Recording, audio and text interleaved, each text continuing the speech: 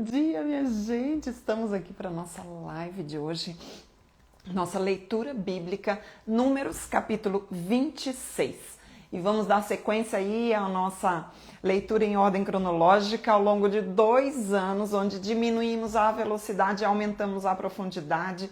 Estamos nesse capítulo aqui, que é um capítulo importante para a gente compreender aí a história dentro do contexto. Tá, gente? Então é um capítulo bem importante. A gente vai entender bastante coisa aqui dentro do contexto do povo de Israel nesse momento, nessa fase da história. Então bora lá, minha gente, já pega aí a sua Bíblia em Números capítulo 26. E nós vamos ler esse capítulo e também vamos tirar dúvidas, porque tivemos a leitura aí dos 3 capítulos anteriores, na verdade, 3 capítulos antes, né? 22, 23 e 24, que fala sobre Balaão, e recebi muitas perguntas, muitas dúvidas, e querendo saber, querendo entender mais. Então nós vamos aproveitar essa live para falar também sobre isso, tá bom, gente? Então vamos falar sobre isso. E você também ficou aí com essa dúvida nesses capítulos de Números 22 ao 24, da história de Balaão, me conte aqui se você ficou também, porque nós vamos falar sobre isso, tá bom, gente? Então, bora lá, dar graças a Deus.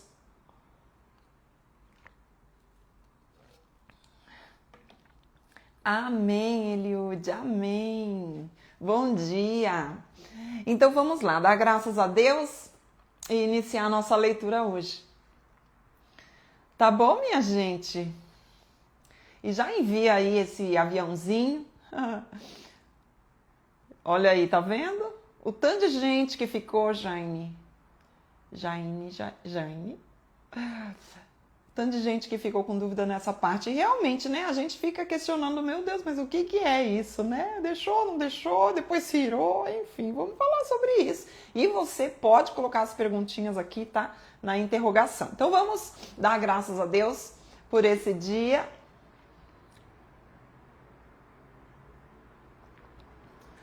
E iniciar a nossa leitura de hoje. Deus, obrigada, Senhor, por mais esse dia, obrigada pelas nossas vidas, obrigada, Senhor, porque as tuas misericórdias se renovam a cada manhã, Senhor. E é desta forma que não somos consumidos por este mundo. Obrigada, Senhor, que nossos olhos possam estar abertos para contemplar as maravilhas da tua palavra, Senhor, e de quem o Senhor é, Pai. Ajuda-nos na compreensão, que o teu Espírito Santo nos conduza em graça, em sabedoria, em discernimento, Senhor, com temor e tremor diante do Senhor e da tua santidade. Paizinho, consagramos a ti esse tempo, em nome de Jesus. Amém. Amém, minha gente. Então vamos lá, né? Vamos iniciar a nossa leitura lá em Números, no capítulo 26. Como eu falei, esse capítulo 26 aqui é um capítulo muito importante dentro da história do povo de Israel. É importante a gente compreender e fazer o quê? Colocar esse capítulo dentro do que, gente? Do plano de redenção, tá bom? Porque quando a gente coloca a história, o capítulo, né, o texto que a gente está lendo dentro do plano de redenção, a gente consegue compreender com muito mais profundidade, né? Então vamos lá. Então diz assim, ó.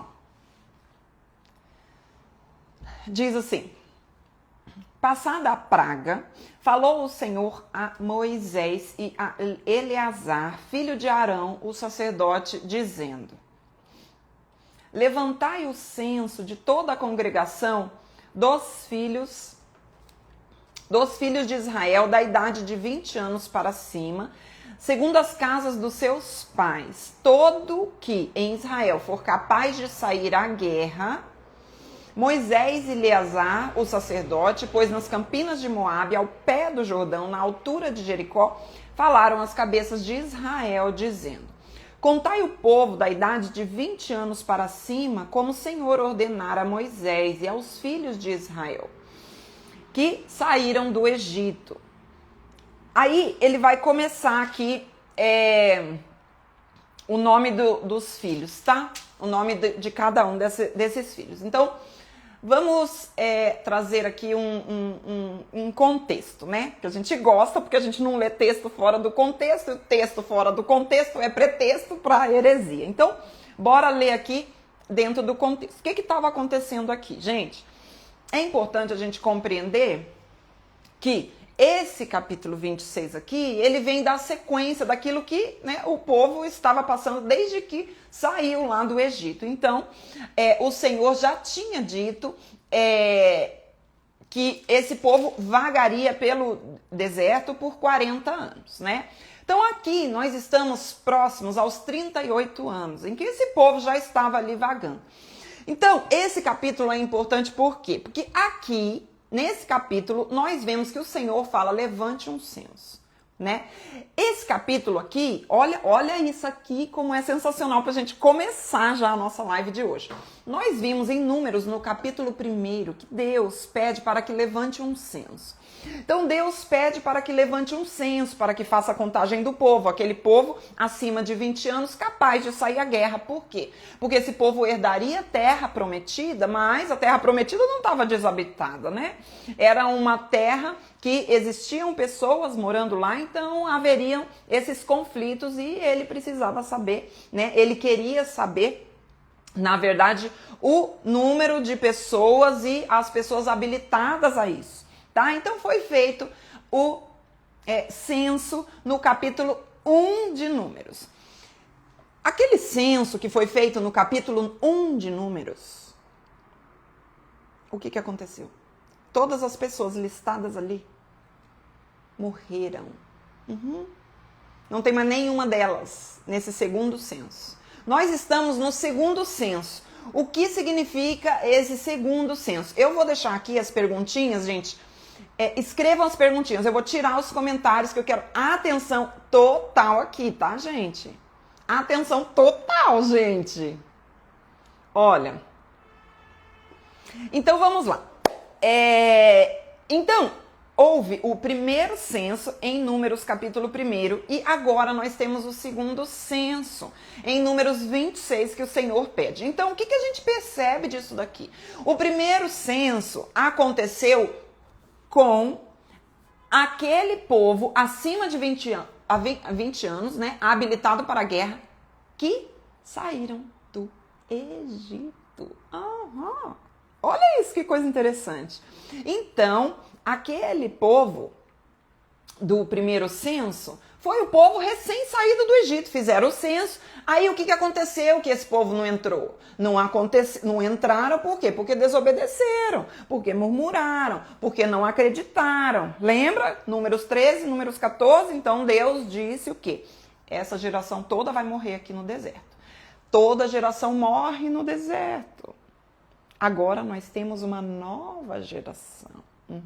Agora essa nova geração está sendo contada novamente aqui, ou seja, Deus permanece com o seu desejo, né, de fazer a contagem desse povo para que, não por ele, porque ele sabe, mas é para que as próprias pessoas saibam disso, né? Então ele vai fazer a contagem, e a contagem se dá como? Da mesma forma que foi feita no capítulo 1, a contagem sobre cada líder das tribos, né? Por isso, novamente eu falo como é importante a gente compreender sobre as tribos, né? Por quê? Porque aqui vai aparecer novamente cada uma das tribos, cada líder, cada cabeça da tribo, cada príncipe, né? Que era o chefe tribal daquele clã, daquele povo, né? Daquela tribo.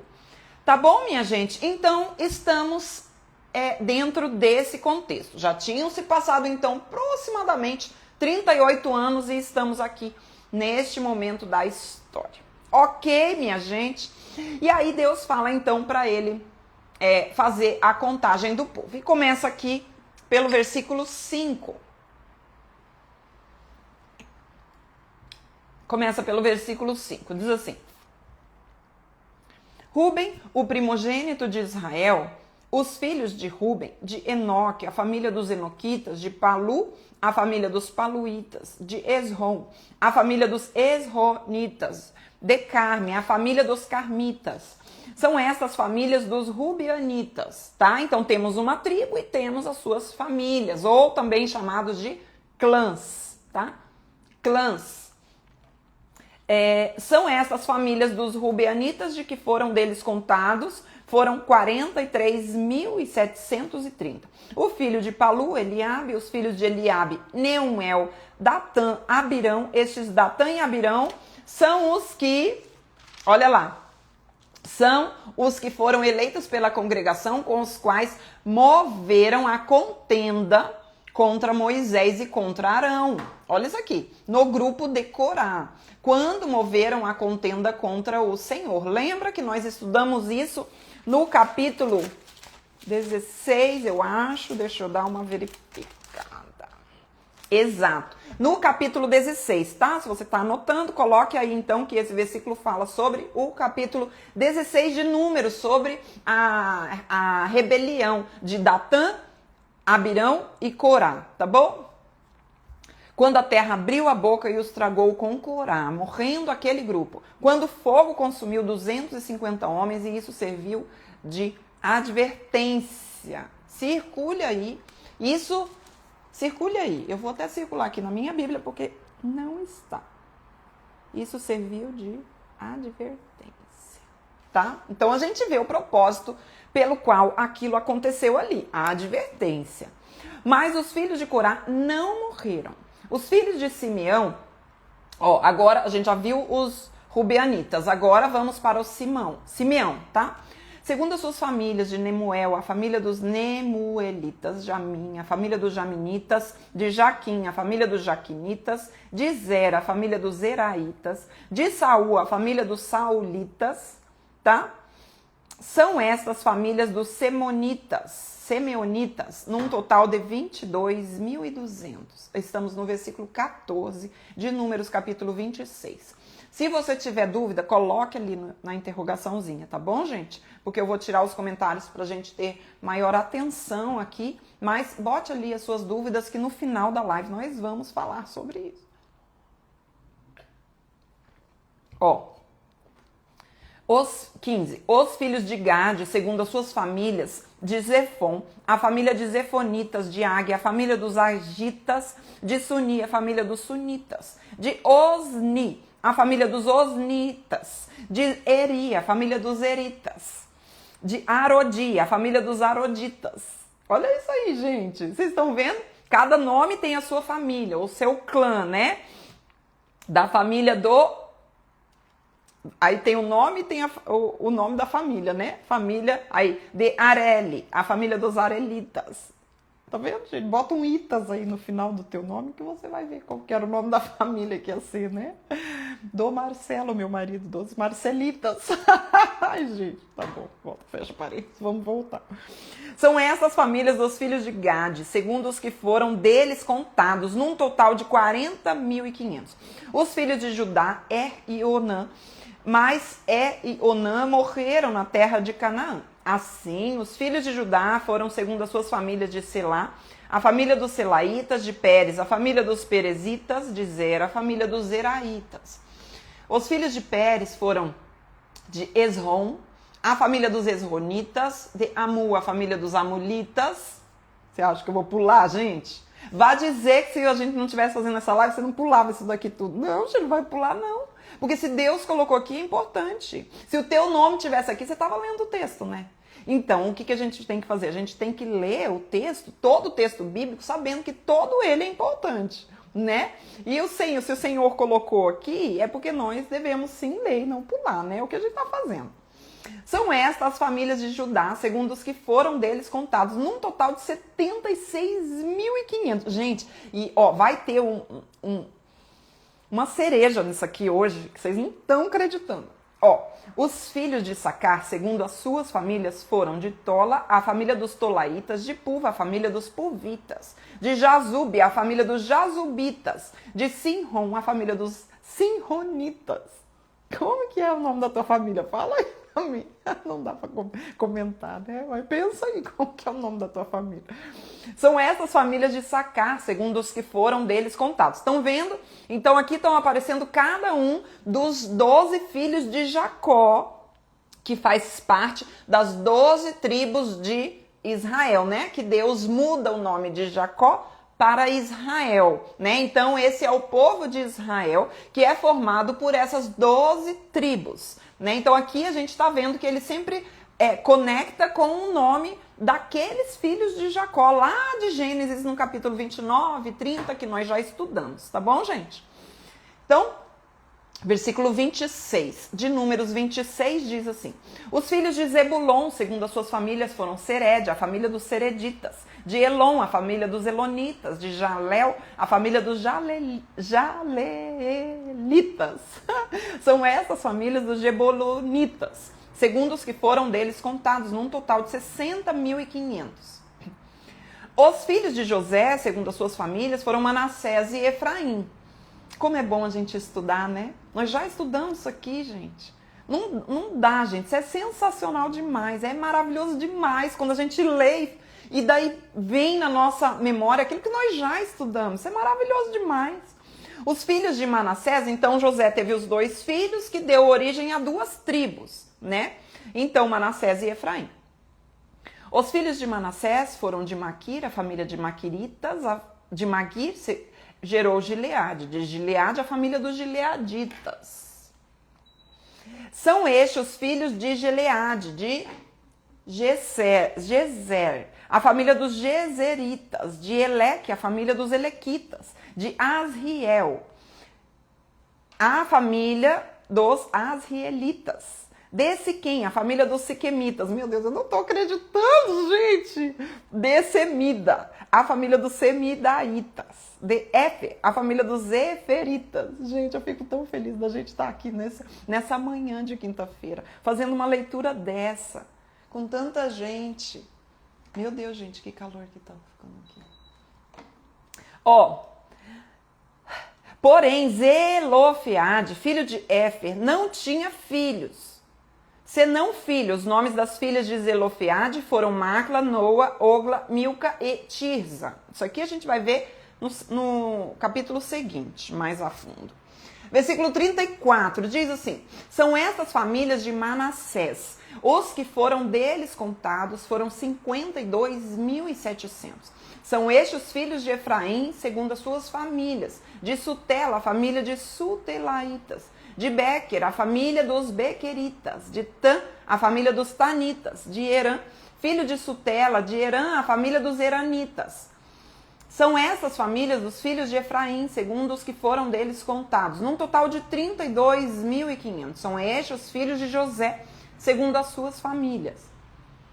Os filhos de Benjamim, segundo as suas famílias, de Belá, a família dos Belaitas; de Asbel, a família dos Asbelitas; de Airão, a família dos Airamitas; de Sufã, a família dos Sufamitas; de Ufã, a família dos Ufamitas.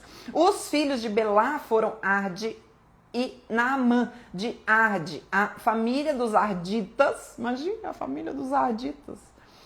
De Naamã, a família dos Naamanitas. São estes os filhos de Benjamim, segundo as suas famílias. Os que foram deles contados foram 45.600.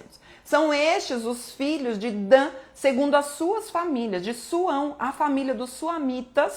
São essas famílias de Dan, segundo as suas famílias. Versículo 43. Todas as famílias dos Suamitas, segundo os que foram deles contados, tinham 64.400. Os filhos de Asser, segundo as suas famílias, de Imna, a família dos Imnaitas; de Isvi, a família dos Isvitas; de Berias, a família de Beriaitas. Os filhos de Berias foram Eber, a família dos Eberitas; e Malquiel, a família dos Malquielitas. O nome da filha de Asser foi Sera. São estas famílias dos filhos de Asser, segundo os que foram deles contados, num total de 53.400. Estamos no versículo 48, e diz assim: os filhos de Naftali, segundo as suas famílias, de Jazel, a família dos Jazelitas; de Guni, a família dos Gunitas; de Gezer, a família dos Gezeritas; de Silém, a família dos silemitas. São essas famílias de Naftali, segundo as suas famílias, os que foram deles contados, foram 45.400. São estes os contados dos filhos de Israel, 601.730. Finalizamos a contagem aqui no versículo 51. Olha que coisa maravilhosa, gente. Nós estamos, então, finalizamos essa primeira parte aqui com a contagem, o censo que Deus mandou, ordenou para que Moisés fizesse, né? Da contagem de todos os homens capazes, habilitados para a guerra aqui. Para que houvesse o quê? A organização desse povo, né? E é muito interessante isso, porque esse censo do Números capítulo 26, ele acontece 38 anos depois do primeiro censo. Ou seja, nós temos um censo em Números capítulo 1, que acontece quando o povo sai da terra do Egito, né? E está ali no deserto para entrar na terra prometida. É feito o censo. E o censo feito no capítulo 1 de Números, eles fizeram a contagem e deu aproximadamente 600. Vamos lá comigo. Volte. Meu Deus, gente! Capítulo 1 de Números. Volte lá na sua Bíblia. Números, capítulo 1, versículo 46. Olha isso. Números 1, versículo 46. Todos os contados foram 603.550. Anote esse número aí. 603.550. 550. Esses foram os contados saídos do Egito. Passaram-se os 38 anos, né? Quase os 40 anos eles peregrinando num deserto. Um povo que não tinha absolutamente nada. Eles eram escravos. Eles saíram como escravos, agora estavam libertos, mas não tinham terra. Rodando. Nós vimos várias pragas que aconteceram aqui também, inclusive uma aqui agora. Nós vimos as serpentes, né? A serpente de bronze, aquelas serpentes ardentes. Nós vimos as rebeliões do povo morrendo. E durante os 38 anos, a gente vê que apesar da infidelidade do povo, do pecado do povo, da obstinação, da rebeldia do povo, Deus permanece fiel. Porque mesmo passando tanto tempo, a promessa de Deus permanece. Porque de 603.000, depois de quase 40 anos, onde a gente vê que eles dependiam 100% de Deus. Totalmente. Para a água, para a comida. A gente viu isso. A gente viu o maná sendo entregue para eles todos os dias. Eles dependiam de Deus 100%. E na dependência de Deus, no sustento de Deus, o que nós vimos no capítulo 26, versículo 51, são estes contados dos filhos de Israel, 601.730. O que eu percebo disso, gente? Eu percebo que a população em número, ela permanece quase o mesmo número de pessoas. Gente, o que é isso? Milagre de Deus. É somente Deus para poder fazer com que um número tão grande de pessoas permaneça na quantidade de povo, mesmo diante das dificuldades de uma vida no deserto. Então, para onde que eu vou olhar? Eu vou tirar os meus olhos para a circunstância e vou olhar e me certificar que é apenas Deus que pode estar à frente desse povo. Um povo completamente vulnerável aos ataques dos inimigos. E nós vemos que eles permanecem num número como aquele que ia entrar 40 anos atrás. Isso é milagre de Deus. É um milagre de Deus que às vezes passa despercebido, mas não para nós. Para nós não. Porque a nossa leitura é uma leitura mais pausada e profunda. Porque às vezes nós não vemos o milagre de Deus que está acontecendo. Nós só queremos ver para as coisas visualmente exteriores, aquilo que, sabe, que faz o chão tremer, o fogo, aquela... Gente, mas a gente não vê o milagre de Deus em sustentar um povo desse, nômade, completamente vulnerável, completamente dependente de Deus, de água e pão.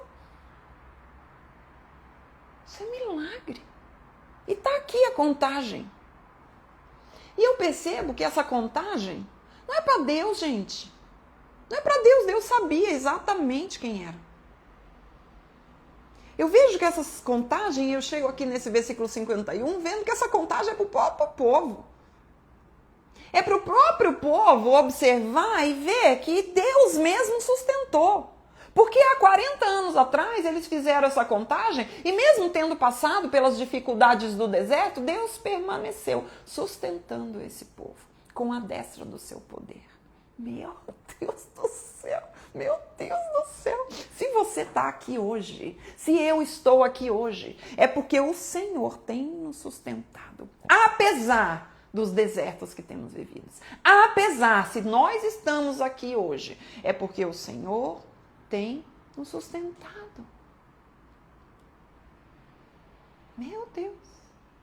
E aí vamos para o versículo 52. Diz assim: disse o Senhor a Moisés: a este se repartirá a terra em herança, segundo o censo. A tribo mais numerosa, olha isso aqui, gente, darás herança maior, a pequena herança menor. A cada uma, em proporção ao seu número, se dará a herança. Todavia, a terra se repartirá por sortes. Segundo os nomes das tribos dos seus pais a herdarão. Segundo a sorte, repartir-se-á a herança deles entre as tribos maiores e menores. Eu acho muito maravilhoso porque esse texto aqui, essa porçãozinha aqui do texto, ela traz para nós, vamos comigo aqui, ó.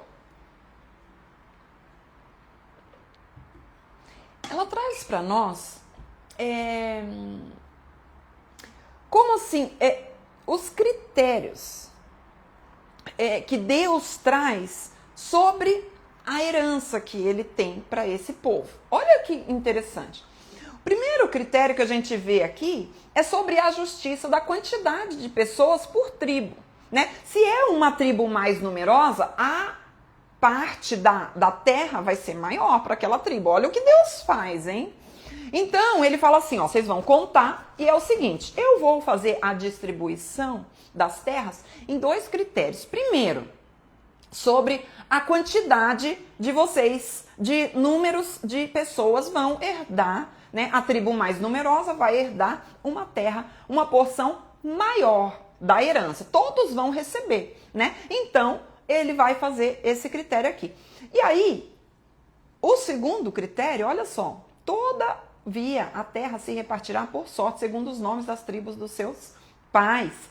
É muito interessante porque Deus, ele divide a terra, né? Ele vai dividir a terra. Isso a gente vai... Gente, eu amo isso, eu amo muito, eu amo realmente muito, gente. Então, ele tá falando assim, ó, eu vou, né? A terra será dividida conforme a quantidade de pessoas por tribo. Então, a tribo mais numerosa vai receber uma maior porção de terra, a tribo menos numerosa uma menor porção de terra. Isso baseado no quê? No critério do quê? Da quantidade de pessoas que tem aí, que vocês certificaram na contagem do povo. Segunda coisa é que não vai ser unicamente a divisão das terras baseado no critério numérico de vocês, mas também, junto com isso, tem a soberania de Deus, onde ele diz assim, repartirá por sortes, por os nomes das tribos. Ou seja, a localização de cada uma das tribos, quem daria? Deus. Então nós temos aí o critério, né, da soberania de Deus e da quantidade do povo por tribo. Não é unicamente pelo homem, mas Deus nos convida a participar daquilo que Ele já está fazendo, gente. Meu Deus! Eu não sei, gente, esses detalhes na leitura bíblica, gente, sério, eu não aguento não aguento. É lindo demais de ver. Tipo, Deus não larga o povo lá. Ei, se dividam vocês aí. Escolham aí a melhor terra. Não, gente, ia dar confusão. Você acha que não ia dar confusão? Ia dar confusão. Ah, eu quero essa, eu quero aquela outra. Não. O Senhor fala assim, olha, é o seguinte. Ou seja, Deus colocando ordem naquilo. Ele está dizendo assim, olha, vocês se dividam conforme a quantidade de terra, né? De acordo com o número de pessoas das tribos, mas a localização de cada terra é através das sortes, né? Ou seja, é Deus quem vai conduzir. Isso é sensacional. Gente, tá cheio de perguntas, depois eu vejo.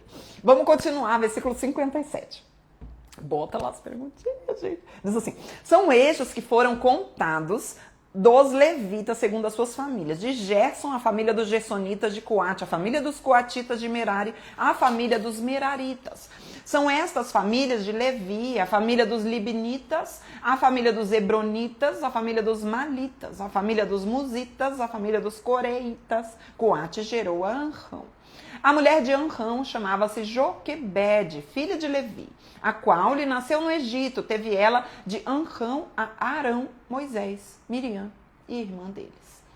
A Arão nasceram Nadab, Abiú, Eleazar e Tamar, né? Arão, que era então sumo sacerdote de Israel. Nadab e Abiú morreram quando levaram fogo estranho perante o Senhor. Lembra? Nós estudamos sobre isso aqui em Levítico capítulo 10.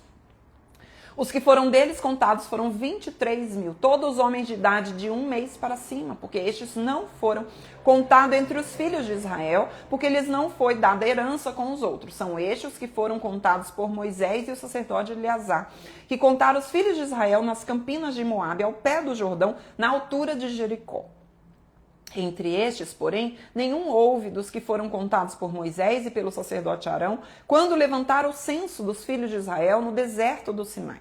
Porque o Senhor dissera deles que morreriam no deserto. E nenhum deles ficou, senão Caleb, filho de Jefoné, Josué, filho de Nun. Vocês lembram? Vocês lembram disso aqui? Olha isso aqui. Então, nós já estamos aí, né, passado aqueles 40 anos, aquilo que Deus tinha dito para eles em Números capítulo 14, né? Deus tinha dito que por causa daqueles 40 dias que os espias passaram espiando, já que voltaram e deu aquela confusão, tá lá Números 13 e 14. Ele então fala para eles que agora eles peregrinariam pelo deserto 40 anos, mas apenas Josué e Caleb entrariam na terra prometida. É o que ele está dizendo aqui no final da sua contagem, né? Então ele está dizendo assim, se não, Caleb e Josué vão entrar na terra prometida. Nós vimos aí que nem mesmo Moisés nem Arão entram na terra prometida. Então, gente, o que nós vemos aqui, eu quero finalizar esse texto aqui, trazendo a cereja do bolo dessa leitura de hoje. E aí a gente vai para as perguntas, tá bom, gente? Eu quero finalizar. Deixa eu colocar aqui. Cadê? Eu quero que você coloque a cerejinha aí, porque agora a gente vai finalizar a leitura de hoje.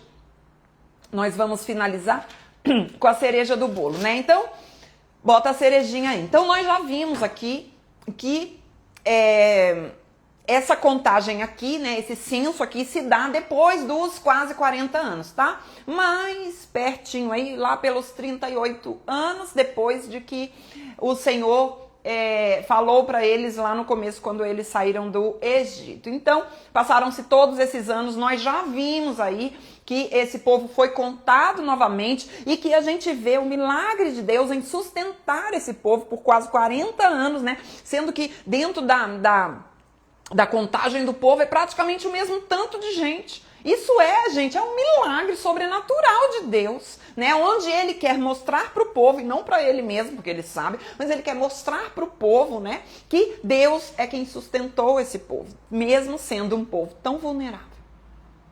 Deus sustentou esse povo, é isso que o Senhor está mostrando para eles. E aí ele fala, né, a distribuição da terra é o seguinte agora, Moisés, você vai dividir esse povo aí.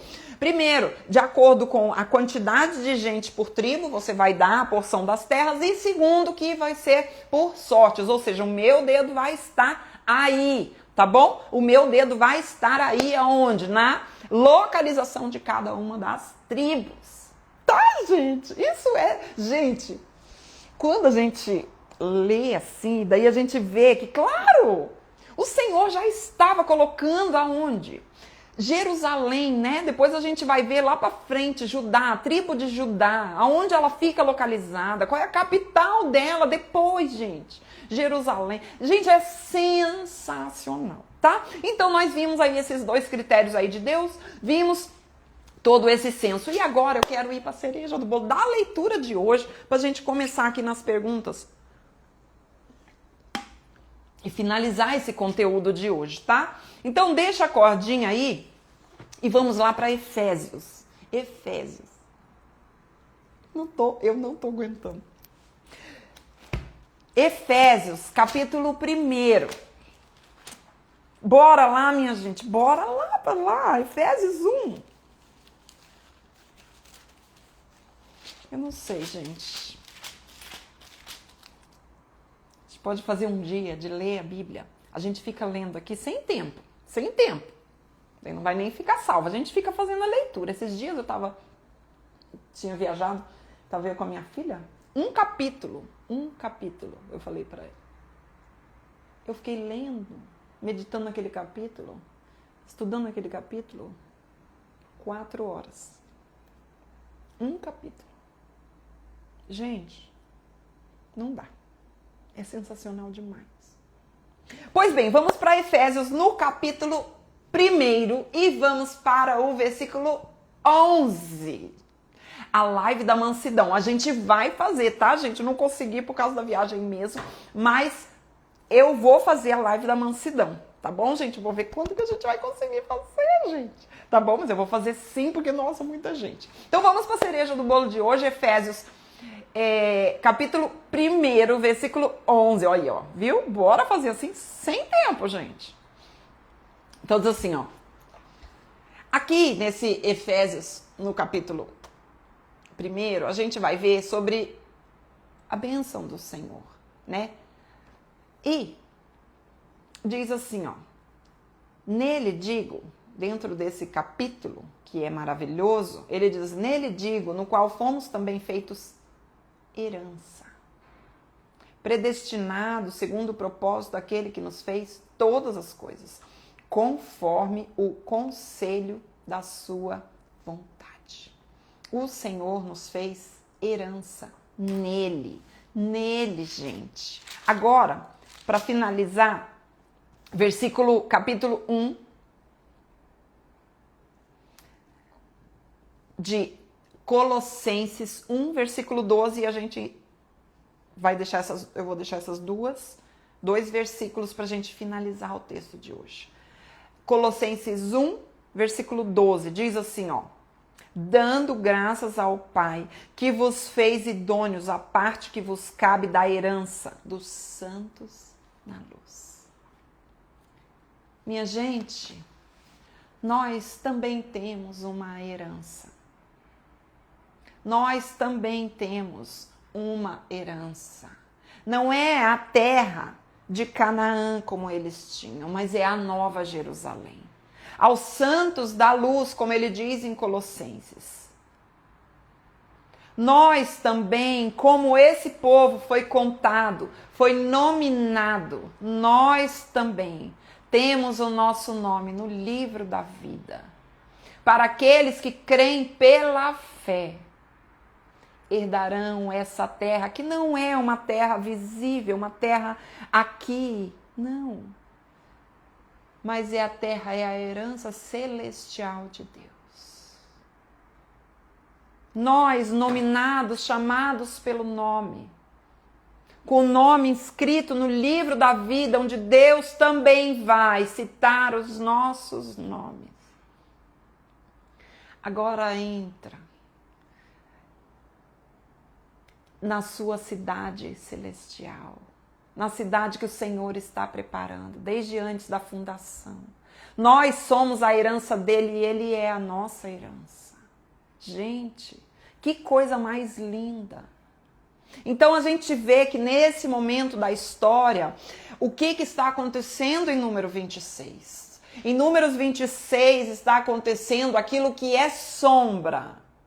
Aquilo que é literal ali, mas que é sombra, que está apontando para uma herança que não é terrena neste mundo aqui, mas é uma herança celestial. É a nova Jerusalém celestial.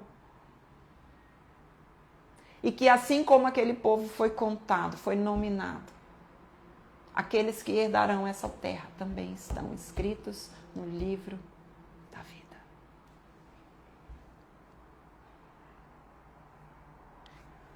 Gente, eu não aguento. Isso é sensacional demais. Então agora, finalizamos essa parte. E eu quero ver, porque muita gente perguntou. Deixa eu ver o que temos aqui de pergunta. Vamos lá. Ó, deixa eu ir colocando uma pergunta por vez, tá? Ó, quem era Balaão? Era profeta? Sim, Balaão, ele era, né? A gente vai ver essa história acontecendo aqui em Números capítulo 22 até o Números capítulo 24. A gente vai ver a história de Balaão. Balaão era um profeta pagão, né? E ele era um daqueles videntes, adivinhos, que era assim, hypado da sociedade daquele tempo. Então, assim, ele era profissional da adivinhação, tá? Então, ele, por isso foi oferecido, né, um valor para ele, honra para ele, valor para ele, para que ele pudesse amaldiçoar aquele povo de Israel, tá? Então, ele era um adivinho profissional, vamos entender assim. Tá bom, gente? Deixa eu ver qual que é a próxima. Vamos lá. Ui! Embora Balaão não tenha conseguido amaldiçoar o povo, que tipo de profeta era ele? É o que eu falei, né? Ele era um profeta pagão, né? Por mais que ele... Deixa eu ver aqui outra pergunta. Aqui. Profeta pagão, né? Já teve essa pergunta também. Essa já foi. Quero a família dos boazitas. Ai, gente. Ó, porque o Senhor se irou por... Cadê? Porque o Senhor se irou por Balaão ter ido com Balaque, se foi ele que disse que era para ir. Essa pergunta aqui, gente, essa pergunta aqui.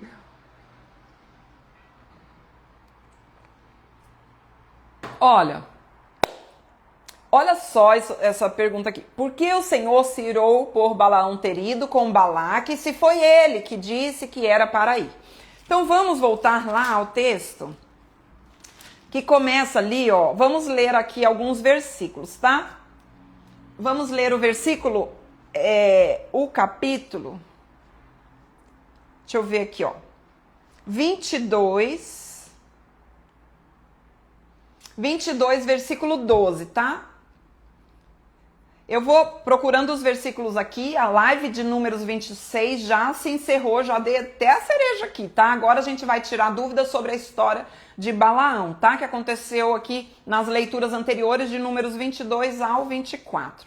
Então, diante dessa pergunta, por que ele se irou? Então a gente vai observar aqui 3 situações que acontecem que chamam a nossa atenção para isso daqui, para essa questão. Lá em Números capítulo 22, no versículo 12, diz assim, ó. Então disse Deus a Balaão, não irás com eles, nem amaldiçoarás o povo, porque é povo abençoado. Ok. Deus disse, não vai, você não vai amaldiçoar esse povo, tá? Eu vou deixar aqui, para não distrair a gente, você pode fazer a pergunta ali, tá? Ó. Você não vai abençoar, você não vai amaldiçoar esse povo, porque esse povo já é um povo abençoado. Então, Balaão, quer saber? Você não vai para lá. E aí a gente observa o quê? Primeiro, Deus está falando com uma pessoa que não faz parte do povo, não é um povo de Deus? Sim, gente. Deus, ele é soberano, ele fala com quem ele quiser, da forma que ele quiser, como nós vamos ver aqui no texto, inclusive através de uma jumenta, ele pode falar para que se cumpra o seu propósito. Então Deus, ele é soberano. E isso a gente precisa entender. Por quê? Porque dentro da nossa mentalidade limitada, a gente quer colocar Deus numa caixinha, a gente quer decifrar Deus. A gente quer dizer como é que Deus vai fazer. Deus faz o que ele quer, do jeito que ele quer. A nós cabe o quê? Submeter a ele. Então vamos lá. Então primeiro Deus diz assim, não vá. Aí, quando a gente vai mais pra frente, Balaão insiste, né? Balaão fala assim, é oferecido um pouquinho mais de dinheiro para Balaão. Balaão fala assim, deixa eu voltar na história, né? O Balaque, ele é o rei de Moabe. E o rei de Moabe vê que aquele povo de Israel tá chegando e ele fala assim, não tem como, gente. Esse povo de Israel, esse povo que é nômade, esse povo, a gente vê que só pode ser alguém espiritual para estar conduzindo esse povo mesmo. É somente Deus mesmo. Então, eu vou batalhar contra ele, não com armas militares. Eu vou do lado espiritual. Quer saber? Já sei. Eu vou com aquele lá que é profissional. Ele é bom, ele é bom. É o Balaão. O Balaão é bom, ele é o mais top.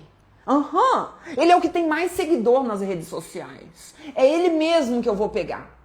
Ele adivinha muita coisa, ele é vidente, então é ele mesmo, eu vou pagar caro pra ele. Chega lá pra Balaão e fala assim, Balaão, é o seguinte, eu quero que você amaldiçoe esse povo aí.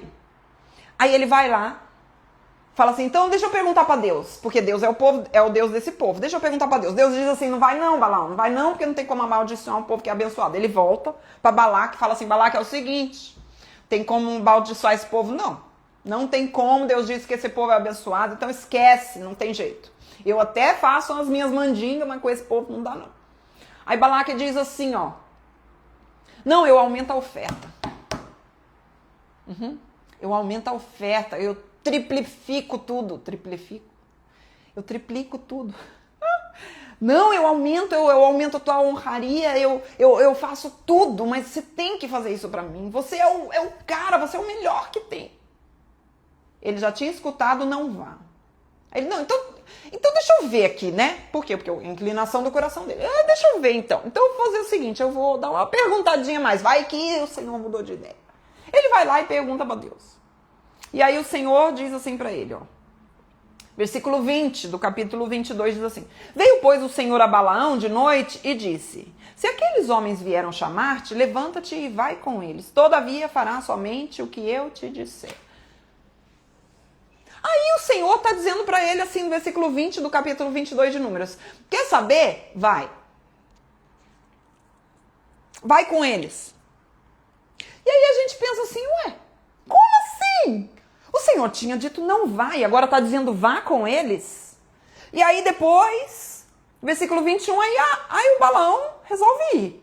Então Balaão levantou-se pela manhã, abaldou sua jumenta e partiu com os príncipes de Moabe. Acendeu-se a ira do Senhor, porque ele se foi.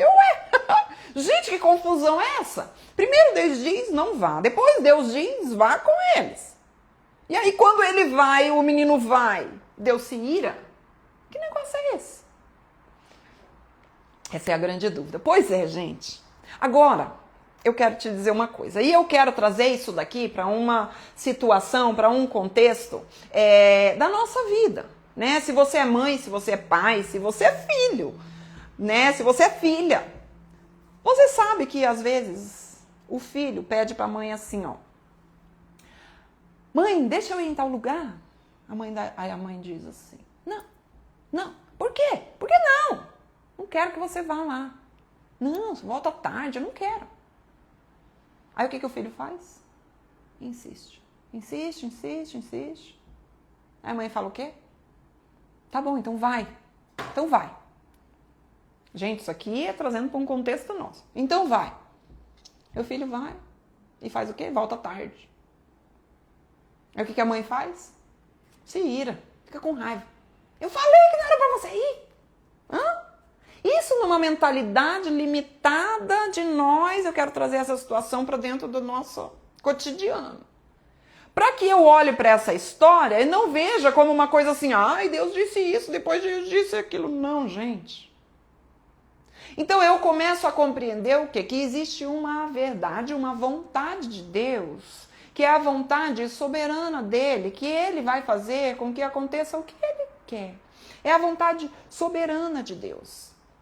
A vontade de Deus é a vontade de que Deus vai nos conduzir aos seus propósitos. Quando ele disse ali, ó, levanta, vai com eles, todavia fará somente o que eu lhe disser. Você está entendendo que ele fala, então vai, mas tem esses limites aqui para você. Por quê? Porque o coração de Balaão já era inclinado ao mal, já era inclinado ao lucro, já era inclinado ao ganho. Por que ele estava indo? Porque aumentaram a oferta dele. Foi por causa disso, o coração dele era mau. Então, é Deus entregando ele ao próprio coração dele. Não é que Deus mudou de ideia, não.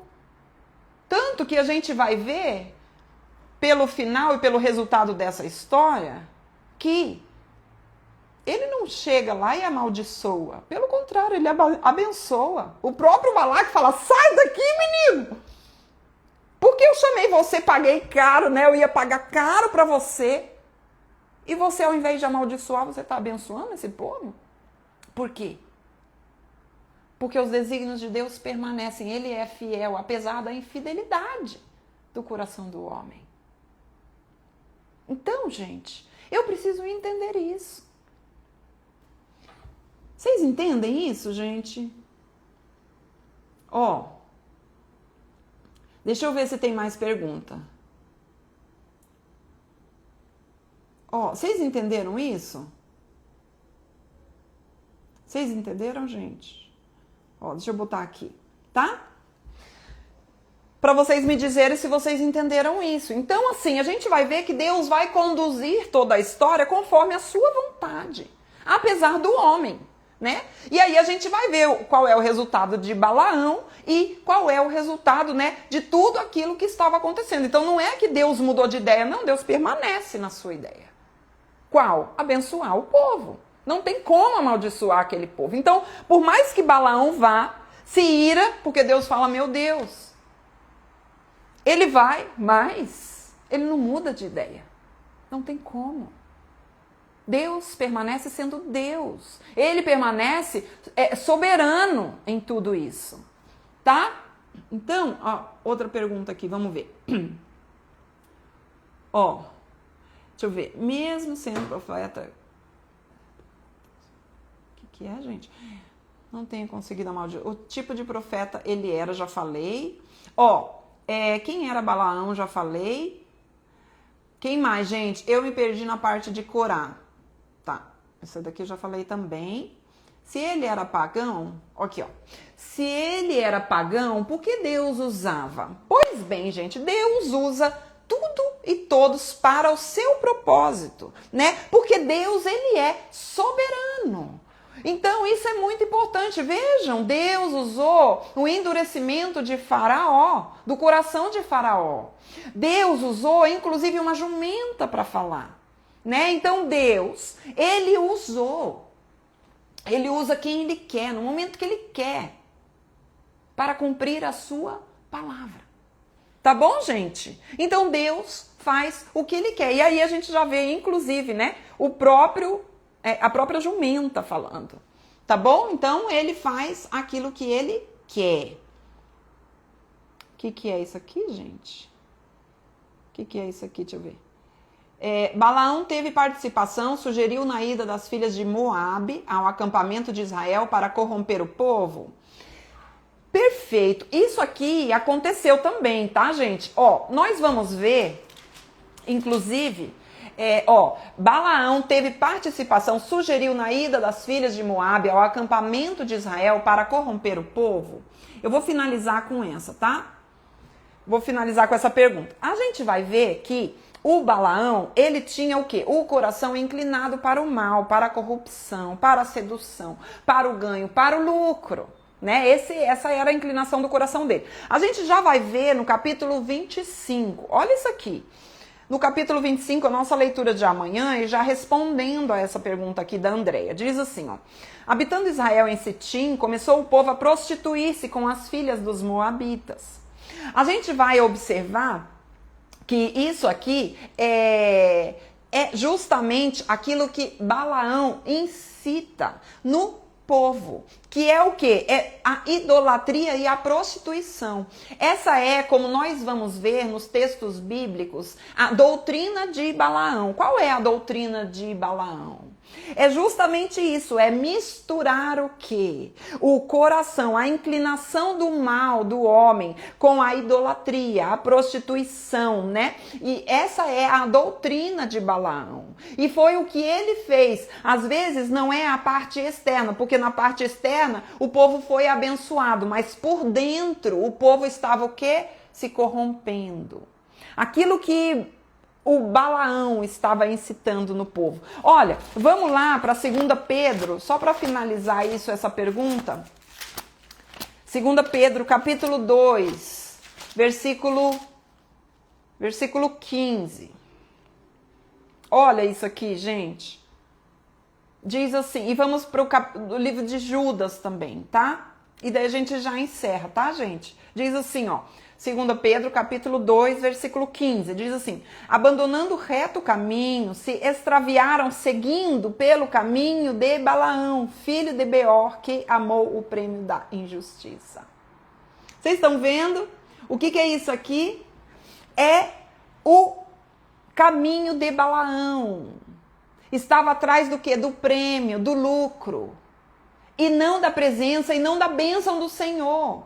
Então o povo foi por isso, e por isso que a gente vai ler isso já na sequência, no capítulo 20, ou no capítulo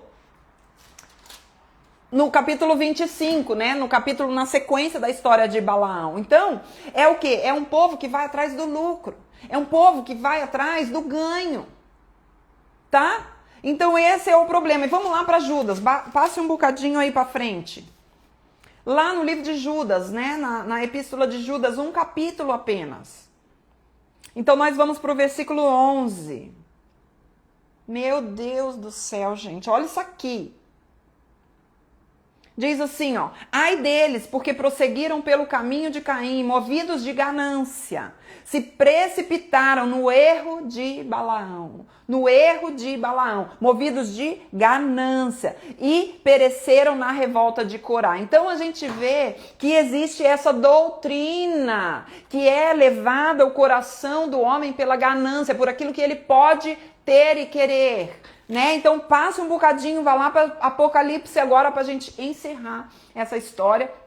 No capítulo 2 de Apocalipse,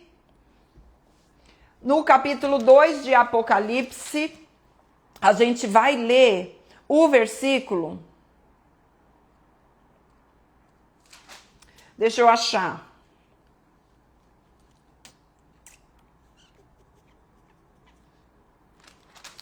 No capítulo 14, capítulo 2 de Apocalipse, versículo 14, diz assim: tendo todavia contra ti essas coisas, pois que tens aí os que sustentam a doutrina de Balaão. A doutrina de Balaão é essa que nós acabamos de estudar aqui, a qual ensinava a Balaque a armar ciladas diante dos filhos de Israel para comerem coisas sacrificadas aos ídolos e praticarem prostituição. Idolatria e prostituição que leva o coração à busca de quê? De lucro, de ganho, de benefício próprio. Onde a espiritualidade é apenas uma aparência. A pessoa só quer o quê? O ganho, o lucro. O que é isso? Doutrina de Balaão. E sabe o quê? Tá cheio. Cheio de gente, inclusive dentro das igrejas, que estão vivendo essa doutrina de Balaão, atrás de lucro, de ganho, e não pela bênção do Senhor. Amém, gente? Então, Que Deus abençoe. Que Deus abençoe e até a próxima. Tá bom, gente?